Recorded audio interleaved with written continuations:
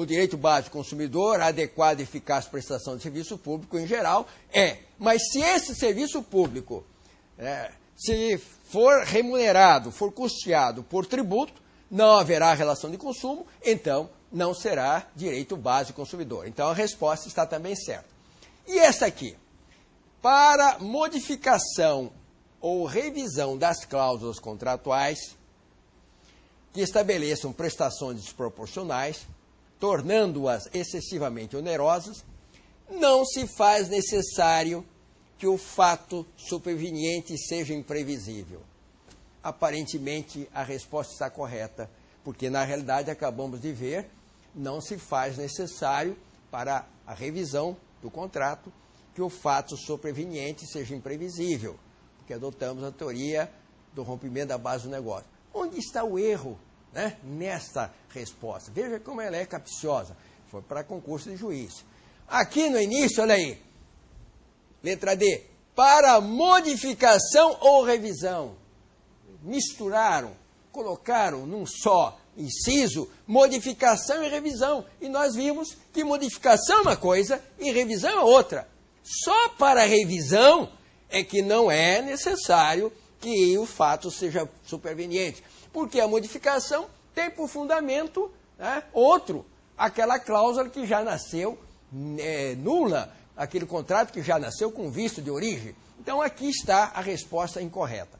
A proteção contra métodos comerciais e coercitivos é previsto no CDC como direito básico, isso está correto. A resposta incorreta será essa também, porque está incluído no mesmo, na mesma resposta, modificação e revisão. Se aqui tivesse apenas revisão das cláusulas, a resposta seria correta. É incorreta porque colocou aí a modificação. E ainda o Código Civil e o Código de Defesa do Consumidor tratam da revisão de cláusula contratual. Isso é verdade? Acabamos de ver. Temos aí que em 2 dispositivos, o Código Civil 2002 trata da revisão de cláusula contratual. Muito bem. Agora voltando. No tocante, é correto afirmar, vamos encontrar a resposta correta. Ambos adotam a teoria da imprevisão. Está certa essa resposta? Não, está errado. Por quê? Porque o Código Civil adota a teoria da imprevisão, mas o Código do Consumidor adota a teoria do rompimento da base do negócio. Então está errada. Vamos à letra B. O Código Civil adota a teoria da imprevisão e o Código do Consumidor adota a teoria do rompimento da base do negócio. Essa está correta. A letra C está errada porque ambos adotam a teoria da onerosidade excessiva. Não, nenhum e nem outro adota a teoria da onerosidade excessiva. E, finalmente, letra D, somente o Código Consumidor adota a teoria da imprevisão. Está errado também, porque o Código Consumidor adota a teoria do rompimento da base do negócio. E somente o Código Civil adota a teoria da onerosidade excessiva. Não, o Código Civil não adota a teoria da onerosidade excessiva, adota a teoria da imprevisão. É preciso, para responder questões de múltipla escolha, bastante precisão de conceito. E é por isso que nós estamos agora, em cada aula, treinando questões de múltipla escolha, até para que você já esteja, assim, condicionado para enfrentar aquela prova da OAB e com bastante sucesso. Bom, senhores, agora nós vamos começar um outro tema do nosso programa, ainda relacionado, e vários temas com relação a isso, ainda relacionado com o Código Consumidor e os contratos. Estamos tratando especificamente da proteção contratual do consumidor.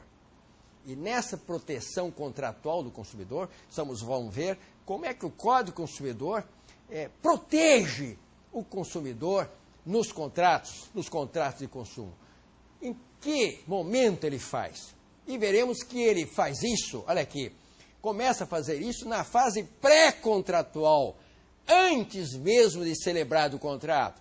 Depois, continua protegendo o consumidor na fase da celebração do contrato, e na fase da execução do contrato, e até na fase pós-contratual, já depois de executado o contrato. Uma proteção total. A aula de hoje sobre essa proteção contratual do consumidor na fase pré-contratual, você pode encontrar na íntegra no capítulo 7 do nosso programa de Direito do Consumidor. Bom, importância dos contratos na sociedade. É inócuo, até desnecessário, falar sobre a importância dos contratos na sociedade. O mundo moderno, o mundo empresarial, o mundo negocial, é o mundo dos contratos. Os contratos têm uma relevância enorme, e principalmente porque é através deles contratos, que circula a riqueza. Eu compro, eu vendo, eu pago, você paga, e a riqueza vai circulando, e dessa maneira vamos fazendo com que a sociedade empresarial, a sociedade moderna, atinja a sua finalidade, a função social do contrato. Tão importante é o contrato, para simplificar, que eu cito para vocês o pensamento do nosso Caio Mário, da Silva Pereira, que eu reputo um dos maiores juristas que tivemos no século passado, morreu há pouco tempo. Ele diz lá, qualquer indivíduo, simples, pobre ou não, sem distinção de classe, de padrão econômico, de grau de instrução, contrata. Todos contratamos. Até a criança contrata. O mundo moderno é o mundo do contrato. E a vida moderna o é também.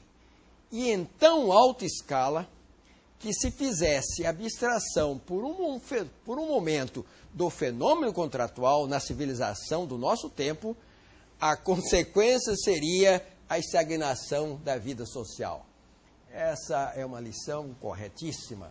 É absolutamente impossível a vida moderna, a vida social, a vida econômica sem contrato. Desde o mais singelo contrato, aquele de comprar até uma caixa de fósforos, de tomar um ônibus, de fazer compras no supermercado, até os grandes contratos de grande relevância, de compra e venda de petróleo e coisa mais. Então, o mundo moderno é o mundo do contrato. E esse também é o mundo do mercado de consumo. O consumidor vive contratando. E aí surgem os chamados contratos de consumo. Nesta disciplina dos contratos, que já vimos sofreu uma profunda alteração pela doutrina, pela disciplina do Código do Consumidor, nós temos que visualizar um duplo regime contratual.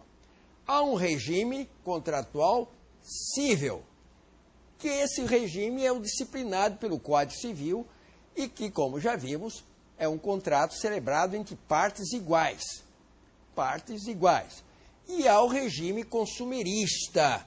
Nesse regime consumerista, nós temos os contratos de consumo, mas partindo daquele pressuposto de que as partes não são iguais. Por isso, mais uma vez, voltamos lá àquilo que dissemos que é a pedra de toque do Código do Consumidor, a vulnerabilidade.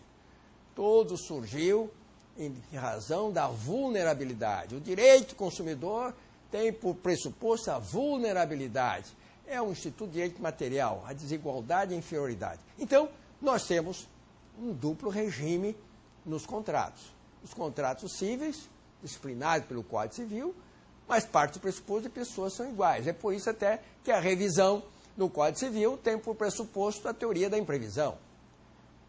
E no regime consumerista, só para consumidor e fornecedor, parte do pressuposto de que há uma desigualdade. E porque há uma desigualdade, o consumidor tem que ser protegido, tem que ser defendido, a todos esses princípios que nós estamos examinando, e mais toda essa proteção contratual que nós vamos também examinar.